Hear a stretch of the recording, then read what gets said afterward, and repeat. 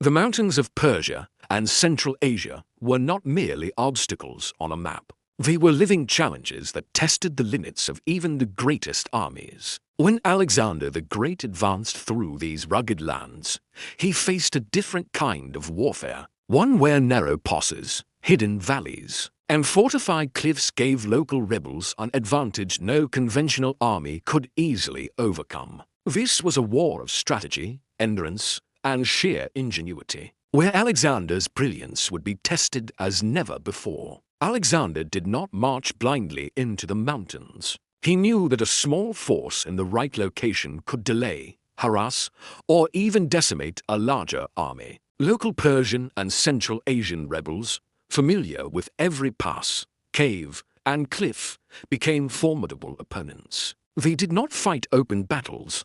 They struck from the shadows, disappearing into the terrain before retaliation could reach them. For Alexander, each mountain campaign was a hunt, the empire pursuing the elusive defenders, and the defenders using the very land itself as a weapon. The terrain itself shaped every decision. In the north, the Alborz Mountains loomed, sharp and treacherous, snow often capping the peaks even in summer. In the west, the Zagros range stretched endlessly, its ridges forming natural fortresses. Every valley and gorge was a potential trap. Alexander knew that conventional formations could easily be ambushed, that cavalry, his usual advantage, was limited to the rare stretches of flat ground. The rebels were not a uniform army. Some were remnants of Persian satraps loyal to Darius. Others were local tribes resisting foreign rule. Their motivation was survival,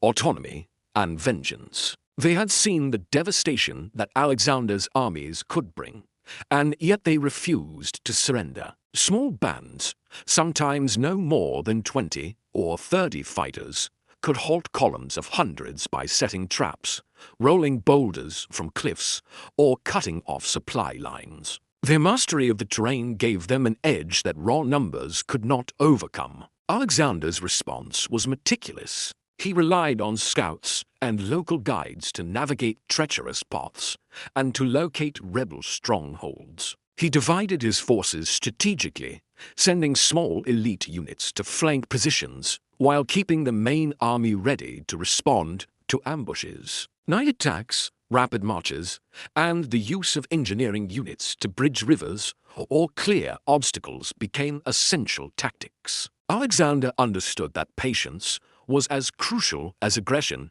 Rushing into a mountain pass could be fatal. A typical mountain engagement began with careful reconnaissance. Spies and informants provided information about rebel movements, local villages suspected of harboring insurgents, and potential ambush points. Once a target was identified, Alexander would march, often with a mixture of light infantry, heavy phalanx units, and cavalry prepared to respond to any situation. The rebels, aware of the army's approach, would employ delaying tactics, felling trees, collapsing narrow paths, and leaving false trails. Ambushes from above were common. From cliffs and ridges, archers and slingers would rain fire down on the Macedonian troops, testing their discipline and endurance. Yet Alexander adapted. He trained his soldiers to move in difficult terrain, to climb cliffs when necessary,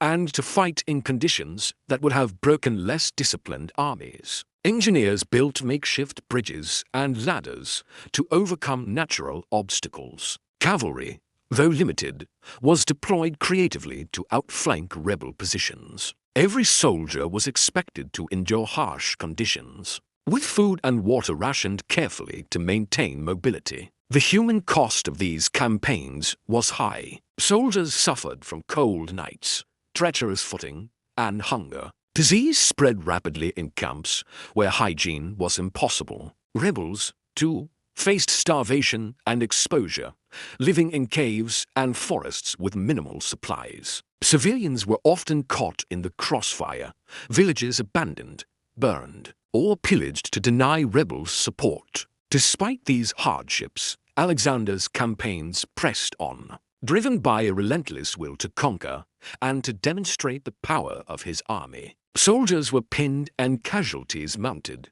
but Alexander, ever resourceful, sent small flanking units up adjacent cliffs to strike from above. The rebels, realizing they could not hold against such maneuvering, eventually withdrew. In another instance, Alexander faced a fortified mountain village where rebels had stockpiled supplies and weapons. Using a combination of siege tactics and engineering ingenuity, his forces scaled cliffs under cover of night, capturing the stronghold and sending a warning to other insurgents in the region. Both sides innovated constantly. Rebels employed psychological tactics, spreading rumors, leaving false tracks, and using deception to lure Macedonian troops into ambushes. Alexander, in turn, experimented with supply caches, rapid night movements, and coordinated signals across valleys to maintain communication between dispersed units. Weather,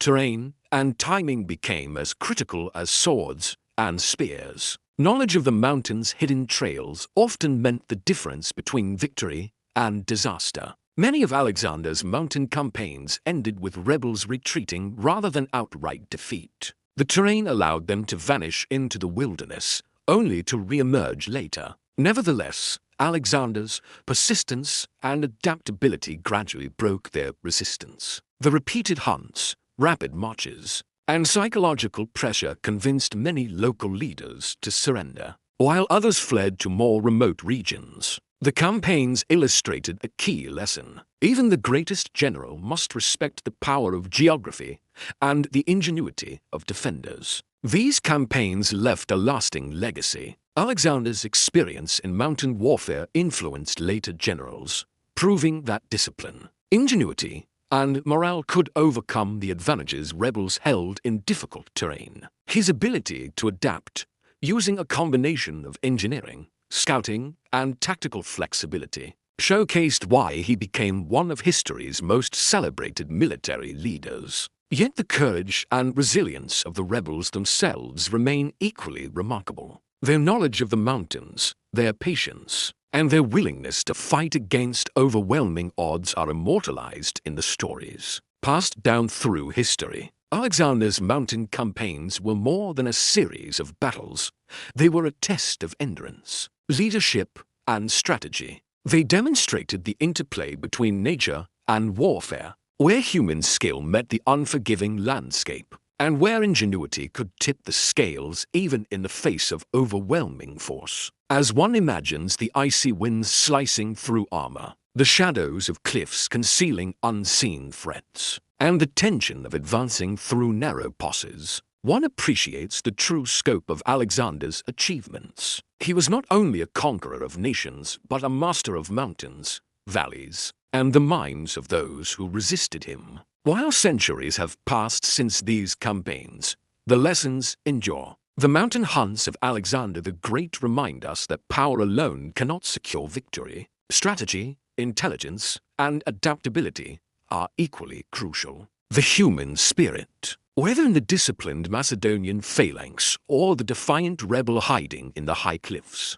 shines through in these stories. History remembers not just the empire that expanded, but also the courage of those who stood against it, even in the most unforgiving of landscapes. Alexander's legacy in these campaigns is a testament to determination, leadership, and brilliance. He turned mountains into theaters of conquest, where each battle was as much about strategy and psychology as it was about strength. And for those who study these campaigns today, they offer a window into a world where survival, power, and cunning intersected amidst the rugged beauty of the Persian and Central Asian highlands. Through the frozen passes, the hidden valleys, and the treacherous ridges, the story of Alexander's mountain campaigns unfolds as a drama of epic scale. It is a tale of relentless pursuit, daring maneuvers, and the clash of human will against both nature